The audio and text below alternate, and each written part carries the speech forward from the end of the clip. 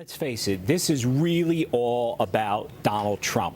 It's not about anything else. We could talk about how complex the tax code is. Well, the tax code has always been complex.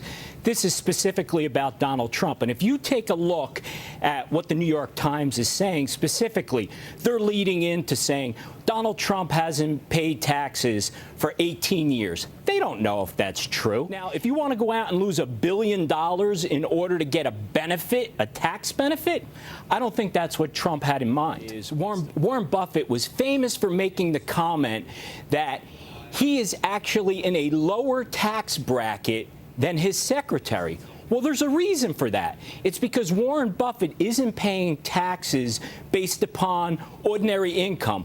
All of Warren Buffett's income is being taxed as capital gains. Now, that's a loophole that he's taking advantage of. And you could make an argument to say, well, listen, that's a huge tax loophole. He's one of the richest men in the country. Why aren't we talking about that as really the problem with the U.S. tax code?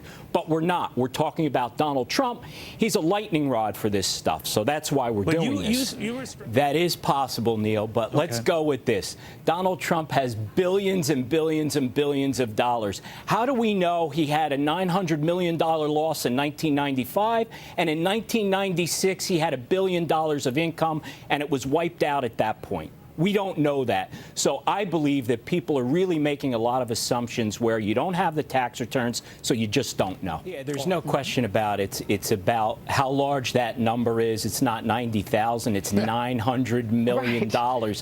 That's the issue. But again, we see Donald Trump being targeted here. Well, I would leave it with this. I'm not going to make a political statement here. But whether you're wealthy, whether you're middle class, or whether you're poor, what everyone has in common is no one likes to pay tax. No.